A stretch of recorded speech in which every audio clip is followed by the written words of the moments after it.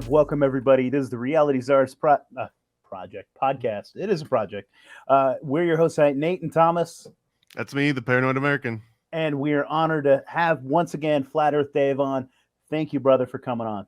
Hey, thanks for having me. And I'm back, I guess. When did we do a show? It's probably about a year ago. Okay, all right. Now it's coming back to me. Yeah, it was about a year ago. Yeah, I'm a newbie though. My again, face brother. is new. Well, that's good. I'm just getting over a cold, so I'm feeling good. I'm feeling strong. But I was down for the count for a couple days, but now I'm back. Hell yeah, man. Heck Okay. yeah. I felt like Heck the Earth yeah. was spinning, but it's not. I want to definitely encourage as many like awesome flat Earth puns that you can squeeze in. Like we welcome them. We love them. No problem. The globe is pretty hysterical, and we will make fun of it, I'm sure. I mean, that's my language. We like making fun of things here. All right. Well, let's make fun of you because you believe we live on a spinning globe, and you can't tell me why. That's true. Well, I can tell you Dave, why. Well, I was gonna say I can tell you why, that I can't tell you. You got a little bit of a man. delay. I think I'm doing the lag again. Yeah, I'm sorry, man. This is a bummer. My internet is crummy. Go ahead, Nate. Okay, the only thing I was going to say was, Dave, I just wanted to say that your audience, the last time we had you on, has been absolutely fantastic. People gave me messages and comments galore. Your folks, your fandom are some of the best people. So I want to say thank you for that too. So, you're welcome. We call ourselves Blue Dots because on my app, we're all represented by blue dots. So the saying is, I've never met a blue dot I don't like. So they're all good, and we're everywhere. I mean, if you look, these are the people that have my app right here on the East Coast. Well, that's amazing. Where are you guys located? I'm in Orlando. Portland. Yeah, You're in Orlando? Yeah. We're doing pretty It's good down in deep. Yeah, Florida. no, I'm sure Florida's pretty deep. Yeah. So we're everywhere. So by the end of the show, I can say welcome to the club, I hope. I'll sign up for the app regardless. I'll turn into a blue dot. I don't want you to sign up for the app. I want to get you on board so you know where you are and you take back your power and we can escape this friggin' heliocentric satanic matrix that we're in. I'm on board. I gotta preface this with I had to take algebra like 3 times and I hated math. Well, and as soon as numbers and formulas come up, I just defer to whoever's the expert in the room at the time. So that's why they teach you math the way they teach you. They don't teach you the real math. That's really interesting. They teach you slave math. And the math that you need for the Earth being flat is very simple. Do you know what a straight line is? I hope so, yeah. You know what a horizontal line is? Yeah. Okay. Do you know that globers think a horizontal line goes like this? Yeah, no, I'm familiar with how I mean, that was the globe I grew up with in the classroom, right? So you could just put your finger on it and trace it. Yeah, they think that's a straight and a level line. In reality, you're already smarter than them because you know that a level horizontal straight line is straight, just like we experience everything. Large bodies of water at rest lie flat. Okay? That's what we experience. That's what we can measure. You look at a pond from one end to the other, it's flat. Put 2 ponds next to each other. They're flat. 10 ponds, 100 ponds. How many ponds of straight flat water do you need to make a sphere? And globers will say, well, if you have enough, it'll go all the way around and you'll be looking at your ass if you look through a telescope that's strong enough. Okay? It's retarded. So don't give away your ability to think, oh, you know what? I was never taught that math. Because, the curvature formula, ready for this? 8 inches per mile squared. Wow. People just short circuit on that.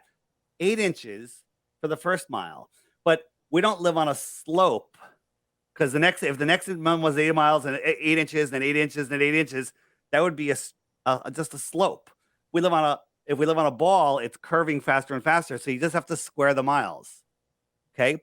So 1 mile is 8 inches, 2 miles, 2 times 2 is 4.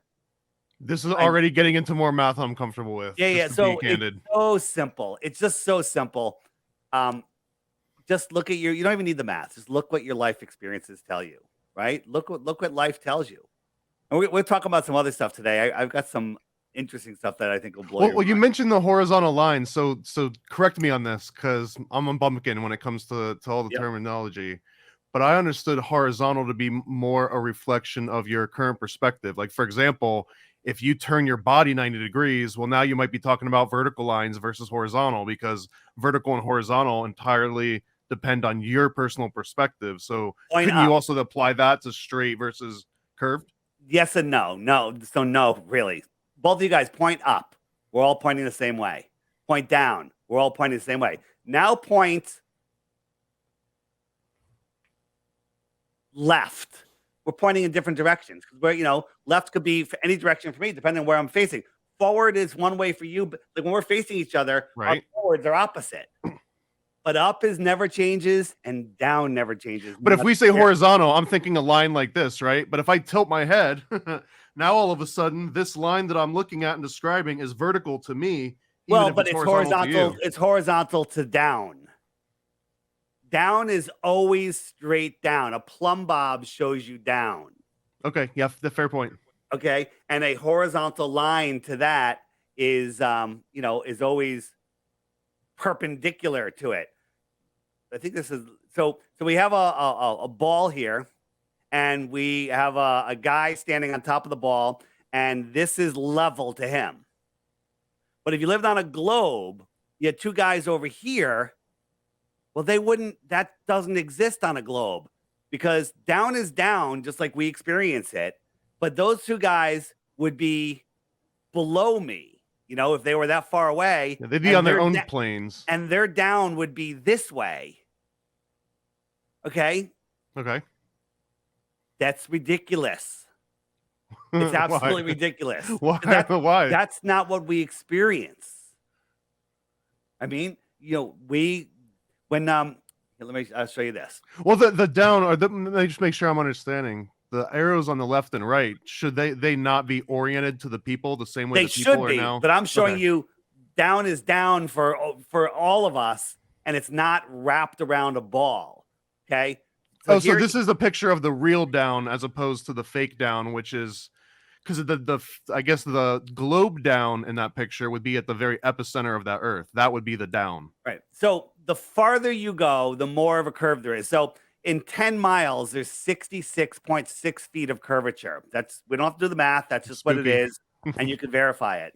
So if you and I were 10 miles apart, there's a hump. There's 66 feet of curve. Now, some people say, well, we're both equally down that hump, so there's only 33 feet of a bulge. Okay, we can go with that. So there's 33 feet between us. We can't see each other because there's a dirt mound or a hump of water 33 feet above us. So we can't see each other, but with zoom lenses, we can see each other, right? So go farther. This is an airplane going from Cleveland, from Cali to Cleveland, okay? During this flight, there's 500 miles of earth drop, okay? It's coming soon, I think. Pilot's going to start nosing down any second. 500 miles of earth drop. That's what you have to believe if you want to believe we live on a ball, right? I don't see any earth drop. Airplanes are flying straight and level across an earth plane. 500 miles of drop, right? Does that make any sense to you? Kind of. Well, there should be, but do you see any drop? No, with my eyes, I don't. But honestly, in a Cartesian way, I don't even believe my eyes, because all my eyes are very low resolution little twinglies that get hit by vibrations once in a while and make my optic nerve think I'm seeing something. But I have less respect for my eyes than I do for information that I get outside of my eyes. Okay, well, you have to see where that information comes from. This is a balloon at 20 miles high, about 100,000 feet, 120,000 feet, somewhere around there. Okay, this is pretty high. This isn't even the surface of the Earth here. This is just the atmospheric cloud deck. So we're pretty high here, 20 miles. Now, they tell us Kansas is the flattest state in the world. But you know that from one end of Kansas to the other, there's 20 miles of drop? From one end of Kansas to the other, there's enough drop to make it from here to the ground, from one end of Kansas to the other. That's what you have to believe if you believe you live on a globe. I feel like I believe dumber things than that, though. I don't think so. I don't think there's anything dumber than that. That's the most retarded thing I've ever seen. And most people can't even comprehend what I'm saying because they're like, that doesn't make any sense. And you're right. It doesn't make any sense. But that's what the globe math says. That's what So the globe if you math drove says. from one end of Kansas to the other end. So if you were on one end of Kansas, and we'll just call it on the top of the ball, and then you went to the other, you've dropped 20 miles on the ball. So if you draw a tangent line, you're in Kansas and you're here. So you draw a tangent line across from your feet out, and then your buddy 20 miles, at the other end of Kansas, he's 40 miles below your feet. I mean, that makes sense though, because it would, like you were talking about, if the globe model makes sense, then that hump comes up and back down. So even though the two people on opposite ends, if you were to draw a straight line, it would basically have to intersect a 20-mile drop. But since you don't have to go straight across, you actually have to traverse the circumference. That means you have to relatively go up and back down. But you're always relative to sea level, aren't you? You're pre-assuming a ball. You're saying, okay, we're on a ball. You'd have to do that. Yeah, sure. If we're on a ball, you have to do it. Is there any evidence? Well, no. There's not that I could prove or even be able to explain. But it sounds like the explanation you were giving about the 20-mile drop. That 20-mile drop only doesn't make sense if you try to apply it to a ball and don't believe the ball. But if you apply it to the ball and believe the ball, then that 20-mile drop is accounted for, because you're never actually dropping relative to some third party, right? You're only relative to your own space. Listen, I've been given God-given senses, and I don't trade them in for nonsense, and that's what the globe is. It's pure and total nonsense.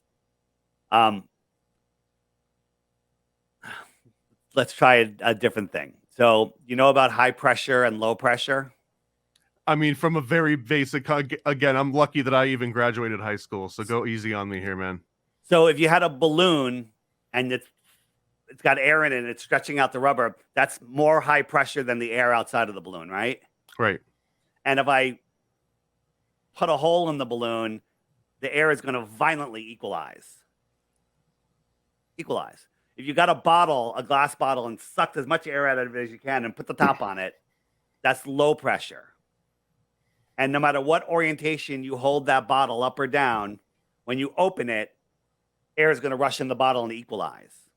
You with me there? I'm hanging on by a thread, but yeah. Well, high pressure always equalizes low pressure. The reason when we have a storm, we have a high pressure system and a low pressure system, and the air is trying to equalize, and that's what wind is. The second law of thermodynamics says that air will always fill the available space and equalize unless it's in a container. Unless there is a physical containment, like that bottle. Like if I said, get me a jar of helium, but don't bring the jar, you couldn't do it. You get me a tank of propane, but don't use the tank. You can't, because the propane will just spread out into the air and dissipate.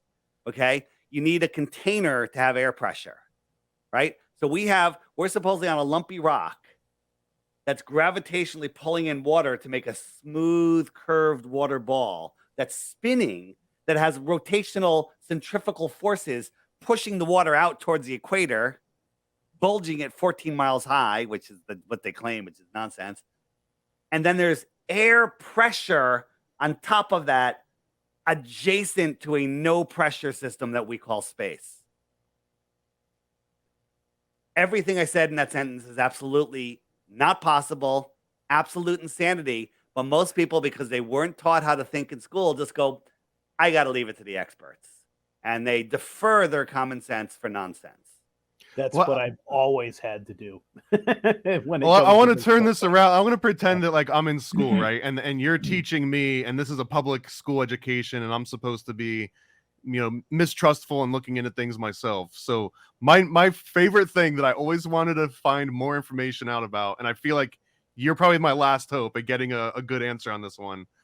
But I am fascinated with the concept of infinite land. So do you have a thought on infinite land, whether or not it exists? Is it just a theory? Is it real? Well, I'm kind of really glad you asked. It's not a gotcha. I swear, I promise you this is not a No. gotcha. It's not a I gotcha. really do want to know about this. I was looking to to go right there, but you brought me there faster than I was ready to go, which is awesome. So I just described the heliocentric system where we're on a ball, right? Surrounded by water, surrounded by air, adjacent to a void, scientifically impossible, whirling and twirling and flying through space, but traveling 4.5 billion miles a year, never to return to where we were before. But when we look up on any night of the year, the stars are exactly the same as they were the year before, the decade before, the century before. None of the stars ever change, even though we're flying through the universe and we should have parallax. Things should change positions. Constellations are fixed in the sky and they never change. Okay? So that's scientifically impossible. And then if we really get into space and the distances and what space is, you realize that it's absolutely absurd. But when you have nothing else to compare it to, then you kind of just default to it. And that's what they taught you in school. And that's what they show you in all the movies and space and Star Wars and Star Trek and everything else. It's all just brainwashing. Okay. The astronauts on Sesame Street. Then I'm on board. I'm not fighting you. And if you look on the flat Earth, look at physics, the physics of water, large bodies of water at rest, anything over a couple gallons of water. Okay. Because the Globers will go, what about a drop? It's a sphere. It's a drop. And I'm like, that's called surface tension. A gallon of water doesn't make a sphere when you pour it out of its container. It lies flat on the ground. Okay. Water at rest lies flat. There's the salt flats out in Bolivia, and there's a bunch of them. 300 miles, I think. It's ridiculous, and they're flat. When it rains, there's like an inch of water, and it makes a mirroring the sky, mirroring mountains in the distance, and it makes a perfect mirror image. You can't have a perfect mirror image with a curved surface. Okay, so the water lies flat, and we don't feel there's no sense that we're moving, and all of the stars line up. And, if you don't believe me, just go out and take a picture of the stars and put a note in your calendar to do the same thing the next year, same night, same time, and every star will be in the exact same place. Then ask yourself, holy crap, if we're corkscrewing through space, how's that possible? It's not, right? So then you look at the flat Earth model where literally we are the foundation of the universe. No other way to explain it. Nobody knows what's below us on a globe or a flat. They can't get below 7.8 miles, and anything beyond that is speculation, okay? It's pseudoscience. And the way I look at it is, we're in a pond. The world is just a big pond, and ponds, lakes have shorelines that hold the water in. Well, that shoreline is Antarctica, right? That shoreline is Antarctica, right? And so what I say is we're in the Antarctic basin. Antarctica is the highest land on Earth, right? We're getting to your infinite land, and I'm gonna bring. No, I'm following you there. I'm following you. Yeah. So we're not allowed to explore Antarctica independently. This pink line is 60 degrees south. It's no one's allowed to go out there. Well, there's 100 companies that'll take me out there, And it's like, yeah, they're all run by the same company, the Antarctic Commission. I gotta say, to me, this is the most compelling line of reasoning here so far, because you're not allowed to go out there, even if you wanted to and had the resources. You don't have permission, and you could basically get shot down, right? They'll take you from Santiago over here to, ready? Deception Island, which is next to Rothschild Island. Okay, whole nother rabbit hole. And this island is huge. Where you guys you ever been to New York? Long Island? Yeah, right? I'm from New York. Okay, so Long Island. So if you were coming across the ocean, like let's say you're coming from England, and we go across the ocean, and we're like, hey, we're taking you to Long Island. It's a continent on the bottom of the world, right? And we get you to the South Shore of Long Island. And we let you go, hike a couple miles and stuff. And we're like, that's it. That's it. There's no such thing as Connecticut or California. Okay. You just start coming up the backside of a ball. How would you know? You have no way to prove any of that. Right. So they take you to this little island here. They tell you you're at the bottom of a ball, and then they take you back. No one's ever gone south and popped up on the other side over in New Zealand or in Australia. No one's ever done that. No one's ever circumnavigated south, right? So what they did, and then I'll get into your more land, is they cut out the world and they wrapped it around a sphere. Okay. This is the prison for your mind. They cut out everything else. It's all gone. And they put you on a sphere. Right. And now this is where you live. There's nowhere else to go. Awesome graphic, by the way. That was a really awesome visual to depict that. So this is the shoreline that's all the way around you. So this is it. You know, when Truman in the Truman Show goes, I want to be an explorer, the teacher pulls it on the map, goes, there's nothing left to explore, Truman. You know, right? Well, there's nothing left to explore if you live here. Right? Right. So this one this is gonna be good. And any of my people that are watching this, I found some new stuff on Kiribati. Hang with me. This is good. People are giving me good stuff. So this is a map that was found in a Buddhist temple, and it was published in Hawaiian magazine in 1910, Hawaiian newspaper, I think. And it shows all these continents out there. Now, if you Google about this map, Google will say, oh, it's a map from a play, or, you know, it was made up. Damage control. Okay. Because there's lots of stuff like this. Right. There's lots of books about more lands, all sorts of stuff.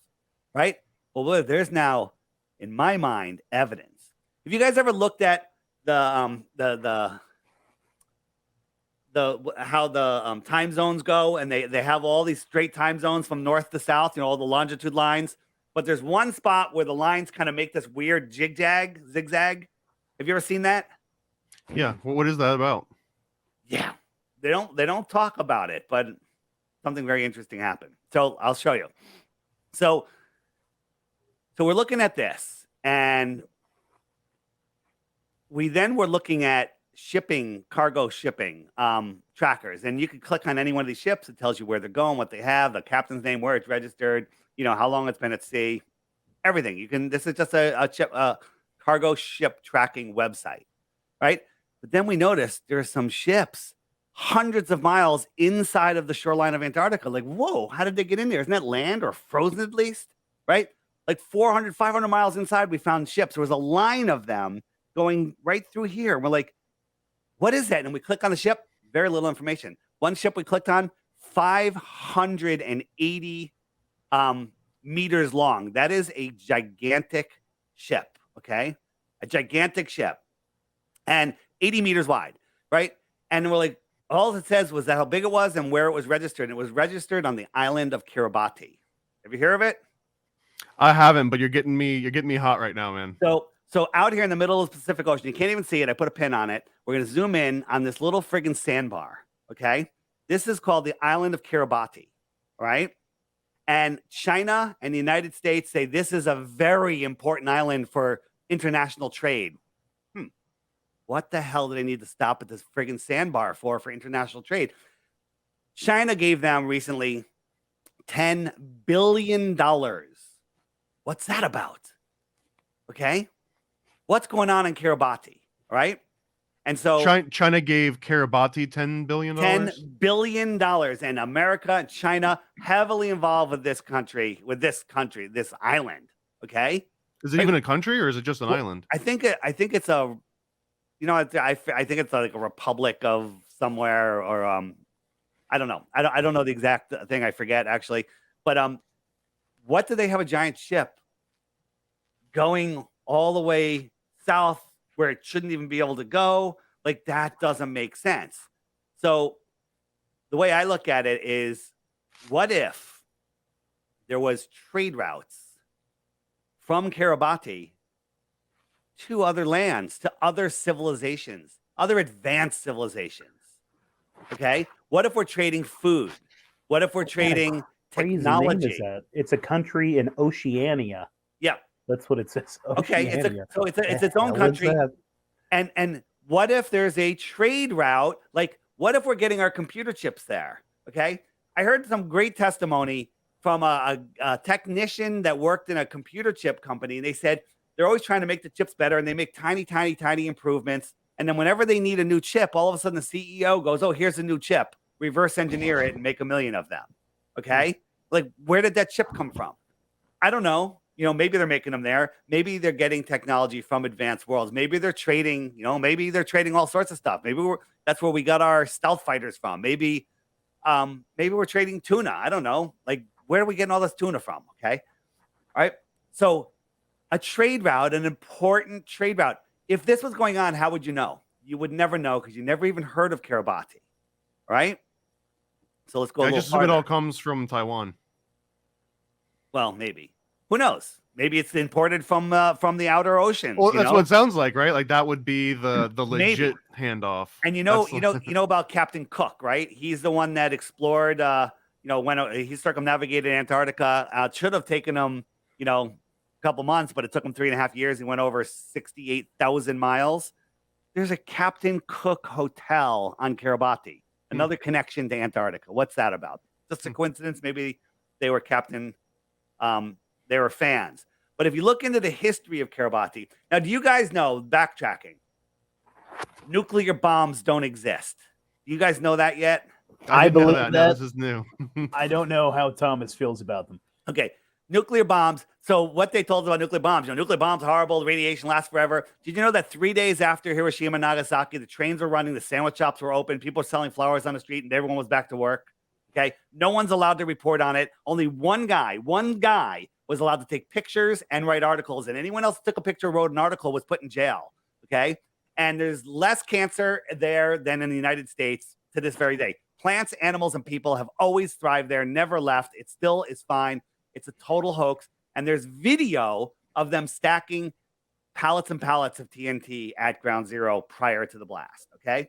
So this is we can do a whole show on that. But if you want to learn about that, go to Crow 777 Radio, CRROW77radio.com. Watch episode 053 and 400. And then you will know the nuclear bombs are a hoax. They're just here to control us, to keep us in fear. Like when you watch the television news, north, east, west, south, they're steering your mind with the headlines, nukes, headlines, worry lines in your forehead. Okay. They're casting a spell on you. And anytime you hear something, once you're awake to this, though, anytime you hear watching the news, if you're stupid enough to watch the news, anytime someone says nukes, you laugh, put a clown wig on them, and realize that everything they're saying is complete and total scripted bullshit. All right. So now backtracking. Operation Grappo was where they blew up like 50 or 80 nukes over this little island. Okay. With people on it. Okay. Back in the 60s and 70s or 50s and 60s. Okay. So they're nuke testing there. Right. And they're this Wikipedia. This is Kiribati. Okay. And they're saying this one testimony guy said that he put his hand over his eyes and he could see the bones in his hand like in an X-ray. Okay. This is the testimony from a soldier. All right. This is all just mind programming spells. You know that doesn't I was in the military. I've heard some really stupid things that came from soldiers. So just because a quote comes from a soldier, I mean, so again, this is what that's less credit. Yeah. So they show this Kiribati testing. Look, the nuke's going off right here, and you got all these people here. Let's zoom in on these people. They're not even looking. If there was a nuke going off there, you wouldn't just be going la da da. Hey Johnny, you'd be going, holy fucking shit. Okay. Right? Look at this thing. Is that even a fucking nuke? That could just be a fire. Who knows what that is? Like just do you know that big explosions make mushroom clouds? Okay. Right. So people aren't even looking. This is what they should.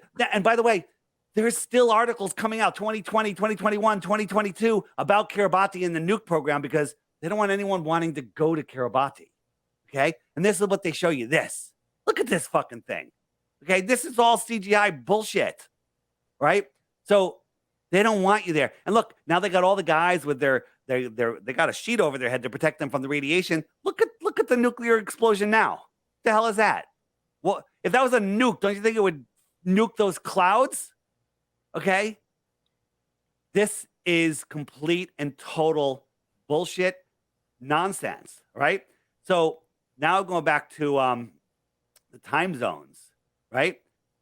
So that one weird spot on the world, we have all the lines of latitude, and there's one friggin' line where the time zones go like this. Look where the fuck Kiribati is. Right in there. right in there. Interesting. Okay. The globe is a lie. Kiribati is a very important place for trade, and it ain't trade between this country and that country. It's trade between this world and outer worlds in the outer space. Ooh, I like that. I'm on board so far. I mean, I'm definitely not opposed to this theory at all. That basically Kiribati is it's almost like a Panama Canal like launch point where you squeeze through some special passage and then you've got the rest of the world at your disposal, right?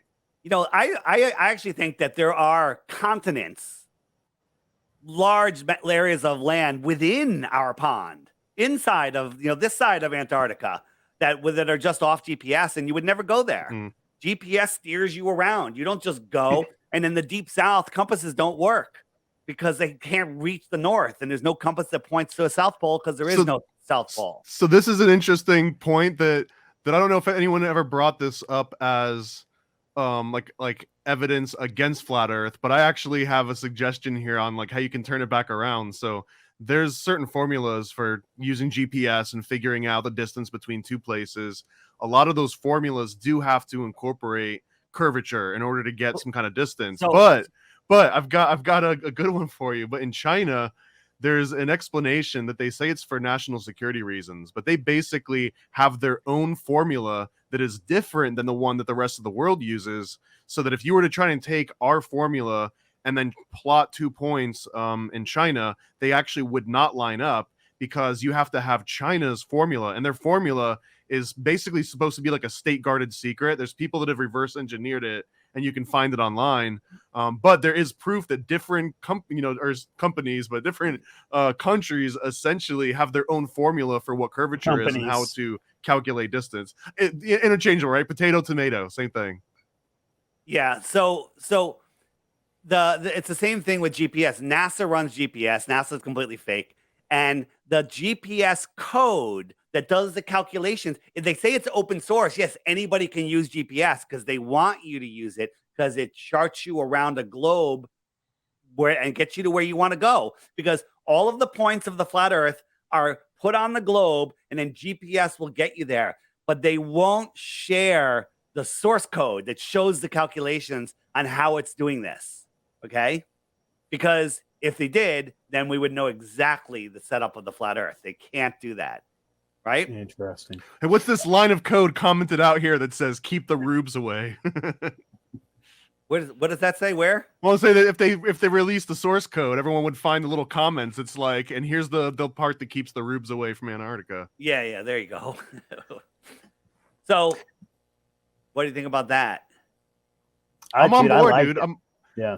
I still want to know about the more land part, though. I want to know specifically: is it infinite or is it finite? Well, so here's the thing: anything beyond 60 degrees south is speculation because we're not allowed to go there, right? Yep.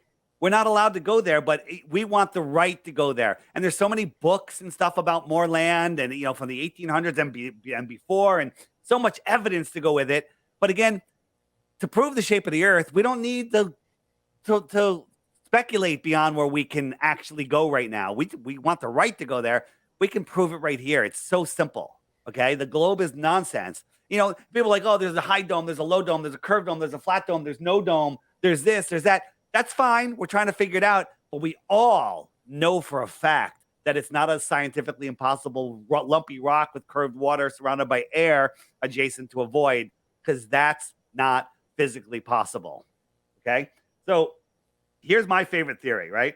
So we looked at this map, but if we look at this map, okay, so I love this map. We live in this pond right here, and there's more land outside of the white ring here, which is Antarctica.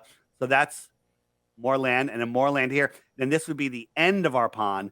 Then there's other ponds. Instead of them being hundreds of trillions and quadrillions of miles away through a scientifically impossible space void, they're just tens of thousands of miles away across a scientifically possible Earth plane. Okay? Here's our pond. Here's the Mars pond. Here's the Jupiter pond, the Lemurian pond, the Anunnaki pond, whatever, right? And you have all of these ponds, right? And each one of these pawns on the plane, they occupy a piece of the plane. What would if you're using words to describe things, what would a piece of a plane be called? A planet. Piece of the plane. Okay. Planet. A planet. A plane and then a T, a planet. Right? They use spells on us all the time. It's amazing. People are like, well, what do you mean spells? You know, witchcraft, I don't believe in that. Well, that's your problem because they do. Okay. So there's a book, and it's in the app. If you go to the books section, and you'll like this one because this book is giant type. It's got lots of pictures, and it's less than 100 pages, I think. Hey, you're talking my language now. Okay. This one is called The Navigator. Can you scratch and sniff anything? Because that's where I'm fully on board. It's actually, it might have scratched and stuff. The Navigator Across the Ice Wall. There's actually a series of 3 books. If you go on Amazon or you click this link, they're cheap. Unbelievable read. This book, it rings true to me. But what it is, you know, you ever hear the saying truth in the movies, lies in the news? Truth in the movies, there's so much truth in movies, and the news is just pure lies. So the movie Star Wars. So Star Wars, we have, you know, all these planets, different intelligent life. Some of them are hostile, some of them are friendly. There's a neutral zone where no one's allowed to go, you know, but you have to cross the neutral zone to get somewhere, right? And the people that are traveling, they use the Force. Obi-Wan Kenobi talks about the Force, right? And that connects all human beings. It's a power within. Well, in this book, I think that's all commie bullshit, by the way. Well, all of in Star this Wars book- and Star Trek is commie bullshit. So hang on, listen to this. You can take that whole story and bring it down to the flat Earth. Instead of trillions of light years away, there's just thousands of miles away. Each one of those planet pawns has a different world. Some of them are hostile, some of them aren't. The neutral zone is 60 degrees south to Antarctica. No one's allowed to go there. Okay. There's safe passages. There's dangerous passages. There's wars. There's conflicts. There's treaties. There's trade routes. Kiribati out to Lemuria or wherever. Okay? Kiribati does sound like a planet from Star Trek. And in the book, they talk about that all humans have this connection to what they call the source. Sounds just like the Force. Source energy. Okay? We're all connected. And the people that realize that and can use that power become very, really powerful humans. And so it's called the source. Sounds like the Force to me. It sounds like we took this impossible thing from outer space and we brought it down here to where it's possible. And there's conflict. Sure. Like if there was all of these pawn worlds and we'd have there'd be conflicts, there'd be treaties, there'd be fun stuff, there would be trade routes, there'd be all the stuff that's going on, but it's not an impossible outer space. It's right here. It's right here. Dave, I'm on board so far. Dave, I'd love to hear your feedback on things like, so when people see things like grays or reptilians, do you think that those are just things from other planets? Like, or do you think that they're crazy? Or do you think that there are funny looking other species of humanoids? So I first, I think that there's humanoids that are just like us and they might even speak English. Okay. You've heard of the Nordics, right? Yeah. And I think that they're all mixed in here. I think that, you know, all of the races here, you have, you know, Oriental people and just all different. They might have come from outer lands and they populated the earth when the orphan trains came in. Where did all those friggin' babies come from? Okay. I love that. Right. Yeah. And they could be coming from the outer lands and we could be in a training school here to expand our mind, the mind of the creator. We're all part of the creator. Right. So this is an amazing, amazing place. And some evil friggin' bastards have taken it over after a reset, whatever that reason was. You know, you guys know, have you looked into the resets yet? The mud floods? Yeah. So these bastards have took it over and have imprisoned us. They're lying to us and they have us in a soul trap. What would be a good soul trap? Well, you got to lure them in like you're fishing for them. Let's put them in the soul lure system. I've got some strong Jordan Maxwell vibes coming off you right now, Dave. Okay. The soul lure system is a trap for your soul. right? But we're here to figure it out. This is awesome. The people that are deceiving us have made a great time for us. Like if you're a video game player and you buy a shoot 'em up game and you go in and no one shoots at you and you can just walk down the hallway and get to the exit, you're like, this is fucking boring, right? We came here to be challenged, to use our minds, to expand the mind of the creator and really thrive in this magical world we live in. They're trying to steal our power from us, but they can't unless we willingly give it to them. Okay? So you have to take your power back. And it's easy, but everyone, I'm just one person. I still have to go to work on Monday. There's nothing I can do. One awake person unplugged from the heliocentric matrix is more powerful than all of them together. Okay, and that's what that's the psyop. Flat Earth is, the globe isn't the biggest thing at all. The biggest psyop of all. It's the power that you have, that you're powerless, that you're nobody, that you have nothing. That's the biggest psyop of all. And all of it connects back to Flat Earth. That's why I'm out here. That's why I don't have to go to work on Monday. Okay. That's why I'm doing this day and night all the time. I haven't slept in 5 years. Okay. Because nothing is more important than waking people up to this. And then as I wake people up, they're waking more people up and they're waking more people up. And, as I said, all those blue dots, every single one of them is your best friend, your significant other, a lifelong friend, anyone that you meet. By the way, anyone that's listening to this, I know this could be anywhere in Connecticut, right on the New York border. April 29th on Saturday, 1 to 4 p.m., we're having a meetup. Hopefully, it's probably be well over 100 people, I'm guessing. You can find the information on my YouTube channel, DITRH. Just look for Connecticut Meetup. All right? There you go. Heck yeah. Heck yeah. So here's the challenge for you. And because you don't like math and reading and like I get it. You're not a scholarly guy. I made it easy. This app, every day there's a new featured video right here. You don't have to go looking for the video that YouTube's hiding from you. Okay? You just Do they have dancing? Because I can't even watch videos without dancing at this point. You can dance. Okay? You just click this video and then up comes the video. And all I say is just every day while you're having your breakfast, while you're commuting, whatever it is, just watch the daily video each day. And if you want more, there's a whole trail of videos that are in the playlist, or you can just go to the archive. Just watch it each day. And I guarantee you after 2 weeks, globe no more. Okay? Globe no more. And then the thing is, the frequently asked questions, click that. And they're all the questions. What about gravity? What about the tides? What about eclipses? Right? Those are all the videos that are being hidden from you. Hit that, watch those videos. You're like, wow, I'm actually smarter than I was yesterday, right? And then if you really want to have fun, you hit the games button and you hit the trivia game, and we can play. It's called Earth Trivia. Ready? Let's play. Ready? Let's do it. Let's play. So we'll do. I feel like the deck is going to be stacked against me here, though. 2 players, and I'll go first because you can't see what I'm hitting. So, what type of map is used for ship navigation? And so wait. So I want to know, are these supposed to be answers based on conventional knowledge or answers based on like conventional knowledge? Okay. Go ahead, you guess. What type of map? I'm going to say a nautical chart.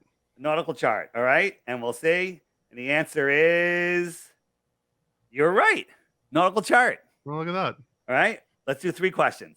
Which science? Nate's texting me the answers, by the way, so it's a little unfair. Which science fiction author came up with the concept of satellites? Maybe that's Elron. I don't know. Yeah, I want to say Arthur C. Clarke, maybe. Well, you just saw me press that, so I'll click. I'll give was that was that cheating? Yeah, well, that's all right. I didn't realize that it did that. So there you go. There's. Let me answer before you touch it. All right. So what is the term for when a star explodes? A supernova. I think it's a okay. I think so. Yeah. Supernova.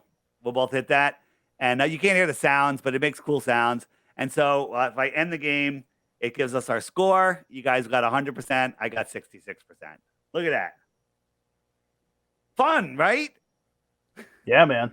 I'm full of useless trivia knowledge. This is and then we have the next game that's going to come out, which isn't available yet, is the memory game. Remember concentration? You just click on one and then another one. Oh yeah. And it has to match, and then it flips back over.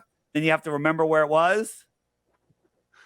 I like the little like circular Earths on little flat cards that flip. It's going to be all different images. It'll be all sorts of fun stuff.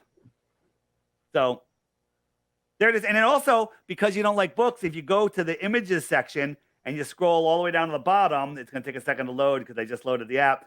The whole bottom half is memes. You're a meme guy, right? That's about as far. Yeah, that's my as life. much as we read. Yeah, that's good. You know, Look at that. 2 sentences, a big picture. You don't got to worry about like any math or like geometry. Right. Oh yeah. So there you go. There, it's all there for you. All right. Now I feel like I'm learning. Yes. So we've dumbed it down enough. So you can learn. And guess what? Then you'll be smarter than the people that, have degrees in colleges that think we live on a spinning ball. Ridiculous. What else? I still want to understand. I want to know. Let's talk dinosaurs. Oh, actually, yeah. Let's talk dinosaurs. You ever see a Stegosaurus? I've never seen any real dinosaur. Not. I mean, I've only seen bones. You ever seen a model, a toy Stegosaurus? Oh yeah, of course. How did they mate? The Stegosaurus. It's got like the little like fin things all over its back. Yeah. And How did they mate? Oh, how do they mate? Yeah. How did he get his dick into her vagina? It's called mating. I don't know, dude. I mean, you ever seen a duck's? Have you ever seen a duck's dick? And see how they mated. Let me know, okay? Have you ever seen a duck's dick in a cloaca? And like, it's called. I think it's called a balastic penis. Scary. It's like a little. And if you talk to any structural engineer, they're like, "There's no way their guts would have fallen out. They can't go like that." And do you know that no dinosaur skeleton has ever been found? Now they find some weird skeletons, some giant lizards and stuff. Or they'll find like a vertebrae of a whale on top of a mountain, can't figure out how it got up there. So they go, "Oh, it's a giant dinosaur." And then they construct a huge dinosaur out of it. No dinosaur head has ever been found. That's weird. Okay. And in all of history, there's from the Egyptians allegedly building the pyramids, to all the, construction from all of the past, no one ever found a dinosaur skeleton except in the 1800s, some royal guy wrote a paper theorizing on dinosaurs, and then a year later, to the day of publication, he and his team discovered the first dinosaur ever. Makes sense. That tracks. That makes sense. That tracks. I thought Nicolas Cage owned the head of a Tyrannosaurus Rex. No, did someone just rip him off? Nicolas Cage, he might be a Tyrannosaurus Rex himself. You heard it here first. Yeah. If anyone's a reptilian, I can see Nick Cage being a reptilian. Yeah. It's all cartoons, and it's what they use as evidence, right? Cartoons are not scientific evidence. Are you a spiritual guy, Dave? Does spiritual play into this? I absolutely. I don't know. I just don't want the wrong word to be labeled with. I understand that there is a creator, that we are in an intelligently designed system, and I understand that we're all connected to each other, and we all are connected to the creator. So if you do the right thing and behave properly, and do what we're supposed to do here, everything lines up for you. Everything works out for me. Everything does. Didn't used to, but it does now that I've accepted where I am and really appreciate everything. Like, as I said earlier, the people that have imprisoned us, the anti-flat earthers, which disgust me. I'm thankful for them because they really inspire me to do the opposite. Okay. They really inspire me to do what I do and to help as many people as I can, because, when you help other people, you're literally, it just all comes back to you. But that's not why I do it. I do it because I want other people to see this world for what it is. So, you want to call that spiritual. I wouldn't, it's not new. Oh, Dave Weiss is a new ager. I'm not religious. I think religion is literally puts you in a box and traps you. I think that we all have our own relationship with the creator, and anyone that tells you if you don't do it their way, you're going to hell, they got a problem. Does spirituality play a role in flat versus globe? Like, is there something inherently that would make people want to make us believe it's a globe, or is it just a land thing? Is it just like a dirty capitalist? They want to have, guard resources, or is there like a spiritual aspect? A lot of people go, "Oh, this flat Earth, it's a religious thing. There's so many Christians." Yeah, there's a lot of Christians. So, get a group of people anywhere. There's a lot of Christians, right? And the Bible is a flat Earth book. There's over 200 mentions of a non-rotating fixed Earth, never mentioning a sphere. I understand the Christian angle because it validates a lot of the concept that humanity is special and the Earth is special, but it doesn't seem like it's a requirement. You don't need Christianity because I never lead with something in the Bible, because if you're not a Bible believer, you're like, oh, this is a religious kook, and you don't listen to anything else he says. Right, but it is in the Bible also. You back it up with, like, look at the science, look at the proof. Water lies flat, right? And then you can find something in the Bible. Well, Isaiah in the Bible says that the Earth is a circle, right? And I go, well, what's the definition of a circle? A circle is a line on a plane where every point on that line is equidistant from the center. That's a circle, not a sphere. A circle is on a plane. Okay. So no, spirituality and religion is not required for flat Earth. Common sense is required for flat Earth, and nonsense is required for the globe. Yeah, I love it, man. Yeah, my shout out to my homie Josh Monday. I don't know if you've talked to him or not, but I did. I think I talked to Josh Monday. I'm pretty sure. Yeah. I've done over 1,000 interviews. So. Oh, I know, man. Yeah, you talk to everybody. He's a great dude. We had him on probably, I don't know, 6 months ago or so. I think I was on twice with him. He gave us the biblical description for flat Earth. So he did went through the Bible and just covered all the. Here's the thing. I never lead with it, but actually, if you're talking to a Christian, you can lead with the Bible and you'll get there much faster. But you don't, it's like, I like actual real science works for everybody, and the Bible may convert some people, but it works for many Christians that are truly Bible believing. But in the app, if you hit the web button, I have a button called Biblical Flat Earth. If you're a Bible believer, watch these videos. It'll blow your mind. If you're a Bible hater or non-believer, watch these videos. They'll blow your mind. Okay? Open your mind. Right? Mud floods. Bring food and water. I want to watch the mud Bring flood. Food and water if you click that button. This button right here, very important button. Flat Earth Movies. Okay? In it are the best movies on flat Earth. Turn off Netflix for a week. Watch one movie each night for a week. Guaranteed you won't get halfway through the week. I want to know who Flat Earth Man is. That already looks awesome. Oh, he's the best. Flat Earth Man. He looks like MacGyver or something. He does some amazing stuff. This one is called too bad you can't hear it. It's called Puppet Show, right? And he's on the space station and he makes these great songs. Let me tell you about Flat Earth Man. His songs are so good. They blow people away, adults and kids. Blow them away. And then the other thing is, on it, if you go back to the books section, let me get rid of him. Go back to the books section, books. He's got a series of books that are based on those songs. Right? And so you got the book and the song, and it's literally, kids love it because they know the song in their head. So when they try to read the book, they can read the words because the song's in their head already. Teaches them to read faster than anything else. And it teaches them the truth of our world rather than bringing them up in a lie system, with the Santa Claus ball. Okay. So that actually brings up an interesting question. What happens, like, if you teach your kid flat Earth and you send them to the public school system, right? And they come back. I tell kids to question their science teacher, especially when they're learning about space. And hold the teacher's feet to the fire. And I'm sure those teachers love you. And if they get expelled or thrown out, they get a pizza party on me. And they get their ass beat by mom and dad, but a pizza party on Dave. But that's it. But I say teach kids both models. Say, hey, some people believe this, some people believe this. Well, I'm just curious. Like, do you teach? Would you? I would never send my kids to public school. Ever. Well, okay, but let's say that the option was taken away, not for you. You're making a suggestion to someone.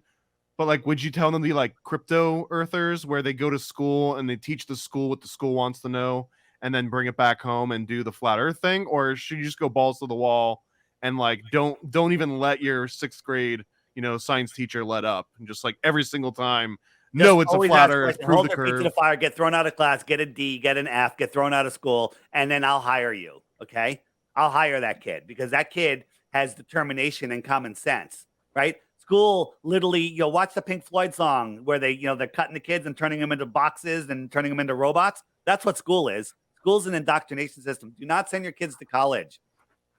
The homeschooling button on here alone will educate your kids better than any college. But here, the full-length videos, you know what April 22nd is? It used to be called Earth Day, but now it's called Flat Earth Day. April 22nd, the 3rd Level movie's coming out. The first one was called Level, and then last year, the next second level. Yeah, the next level. This one's Level with Me. Level with Me coming out. We just had Sean on. We love Sean. You did. Nice. Sean's awesome. Yeah. So if you have the app, don't worry. It'll remind you that the movie's coming out, and you'll get an early sneak peek at it. Where you can watch it before anybody else. And you'll get a pop-up. Literally, you can't miss it. Okay. Sean's argument's pretty convincing too, but it involves punching you in the face if you don't buy in the flat Earth, it's a very compelling argument. To What's his argument? That he'll punch you in the face if you don't believe it. Well, here's the thing: don't believe anything. Just use your friggin' brain and stop being an idiot. Because people believe live on a ball. Like, okay, I offer 3 Bitcoins for 1 proof of the globe, and nobody can come up with one. Like, why do you believe in a ball? Well, because the guy in a bow tie told me, and he was wearing a lab coat. Okay, because it was in a textbook that the Rockefellers wrote, and the people that said, I don't want a world of thinkers, I want a world of workers. Okay, you believe those people. Okay, you believe the people that put all of the homeopathic doctors and naturopaths out of business and said, only funded, oil-based medicine, crude oil-based medicine, right? It's all absolute nonsense. I have to imagine that through your journeys here, Dave, I'm going to make an assumption. I don't know this. Tell me if I'm wrong, but it feels like you probably wouldn't get really pushback. It's not like a suit's going to come out of, or like a lab coat guy's going to come out and start debating you. I would assume that it's just normal people that probably get the most passionate in these debates about globe versus flat Earth, right? Well, we're trying to get the experts out there. Neil deGrasse Tyson, come on. Right? We've been calling you out for years. And he's like, I don't have time to talk to flat earthers, but he has time to make 100 straw man videos, right?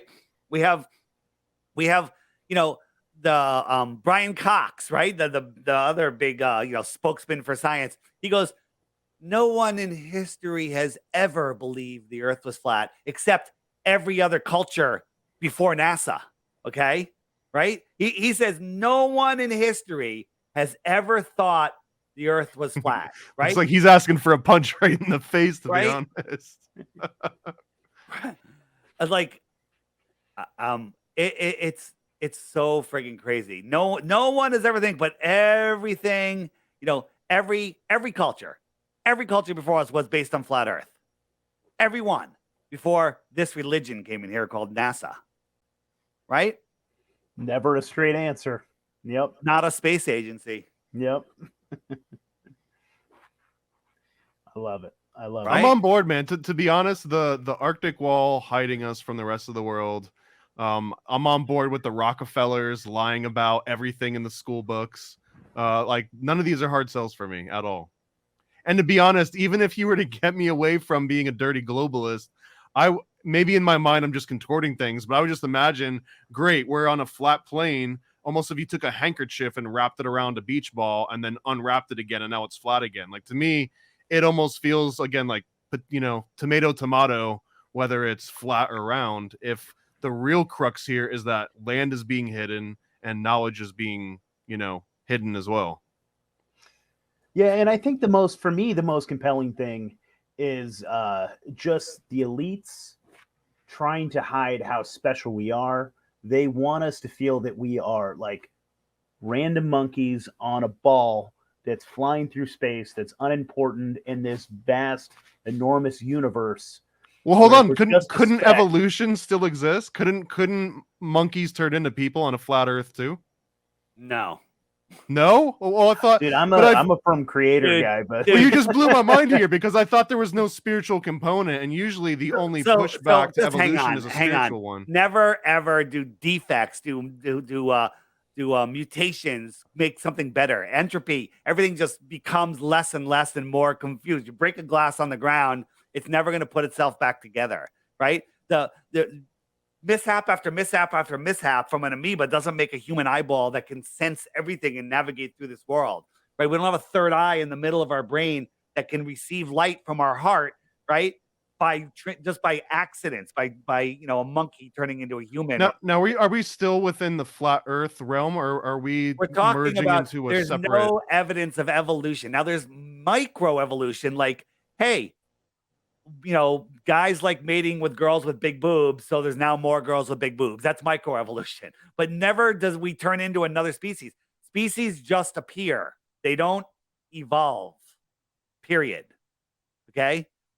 The minor things like happen, like a bird could have like a soft beak, and the ones with harder beaks are able to get more food, and then they're the ones that survive. It didn't turn into a different bird. It just got a harder beak.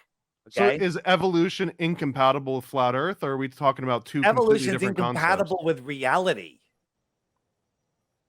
Evolution's just Okay. incompatible with scientific. Hey, I'm not getting into an evolution thing. Just watch some stuff on evolution. It's absolute nonsense. Well, this is all new to me. I never heard that there was even a crossover between evolution and flat Earth. Evolution is the dumbest thing ever. Like if you go to a building, like a building in New York City, and look at it, did it create itself, or is there a builder? Of course there's a builder. Okay. There's a Freemason behind it. This world is intelligently designed. Okay. There's a creator. There's a builder. Okay. I'm not telling you who it is, what it is, how it is, where it came from, anything like that. It is. Okay. It might be too much for our little, our little physical minds to deal with. I believe that we come from in some non-physical pure consciousness. We spiral down to this plane of density, and that's where we're having this physical experience. Okay. And then when we're done, we spiral back up, and then we do it again. I don't know where we go. I don't know any of that, but that's how I see it. I believe that we are eternal souls having an experience, right? And once you understand that you're an eternal soul, you can understand all the different crap that's going on in this world. Like, you know what? It all works out, but we're here to try to make the best of it. All right. And I believe we also chose to be here. You can find all my stuff at flatearthdave.com, right? Yep. You can find my app. You can find the friend finder on there. You can find your next, your life partner on the app. That's what's going on. Is there a dating section on the Flat Earth app? It certainly is. Buddy. If you go on the friend finder, if I go here, so let it load here for a second. Whoops, I'm not even showing the app. So here it loads, and these are all the people around me, and I can click on somebody and go, oh look, there's this person, that person. I can click on their profile, see who they are. I could send them a message. I could send out that big circle you see is 50 kilometers, and there's 522 people. I could send a group message. Hey, Saturday, April 29th, 1 p.m. to 4 p.m., Stamford, Connecticut, Rico's Pizza meetup. Bam. And then everyone gets that message. Flat Earth orgy. Flat Earth, yeah, or whatever, I mean, and then you could also join groups, right? And here, I'll just show you something else. This is, let me just find a general group. Here, somebody made a group called Dave Weiss is the Real Deal. I'm going to hit the video, right? Somebody not made it. Not me. Look, here I am. You can see how I'm breaking the magic here. And so now it's ringing. It sent a message. Anyone that's paying attention, I can have a group call, and you can just chat with other random people. You make a group or whatever, or you just join a random group, and then people will start jumping on, and you can have amazing conversations. But there's only a few people in that group, so I'm not sure if anyone will jump on. But that's how it works, and you can do all of this stuff. That's awesome, man. Yeah. That's so much fun. Yeah. So we're getting close to your hour here. We're just a little over. So you want to tell our audience one more time where they can find you? So flatearthdave.com. Flatearthdave.com. My TikToks are there. Please subscribe to them. My YouTube, DITRH. It's great for you because all the videos are under 3 minutes within your attention span. Okay? It's perfect. Love it, man. And the nice short videos, and then you'll start wanting longer videos. They're all linked on the on there. I have my interviews channel. There's a banner on there that says latest interviews, and it has everything in a playlist, whether it's on my channel or not. As long as it's on YouTube, it'll be on there. And then there's also another one with a whole bunch of pictures of Elon Musk. Say Elon Musk is a fraud. Watch that 5-minute video. Then you realize from PayPal to SpaceX, it's complete and total fraud. Yep. I'm sold on that too, there. Man. Yeah. And while you're here, Dave, I gotta plug mine too. I'm making a comic book about NASA. It's actually about Stanley Kubrick directing the fake moon landings. That's and nice. It's a 60-page comic, and you can see it at nasacomic.com. It'll bring you to like a little preview link. I'd like to see it. You might enjoy that one. Yeah, I'll be happy to send you a little advanced copy of it. That'll be nice. So do you know that NASA said there's an asteroid the size of 23 Brozai dogs about to pass America, about to pass the Earth, not America, right? That's an interesting unit of measurement. I've never heard of a Brozai dog. 22 tuna fish to fly by the Earth. Okay, 22 tuna fish times the average. These sound like they came straight out of ChatGPT. Yeah, but 22 tuna fish at the average size of a tuna fish is 1.5 feet is 33 feet. Interesting. There's another one. Asteroid about the size of 69 American alligators. Okay. Now you're talking his language. He's in Florida, so this is funny because if you ever go to Kennedy Space Center, all you do is just drive by alligators for like a straight hour before you get there. It's in the middle of like the Everglades, essentially. Yeah. So there you go. NASA run by a bunch of clowns. All right. Yep. FlatEarthDave.com, everybody. Go there, get the app, subscribe to the app so I can make the app even better.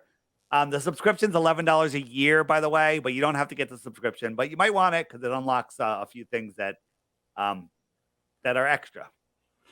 Dave, we appreciate you. We appreciate your time. This has been a blast. Thank you so much. All right, guys. Yeah, thank you, Dave. See ya.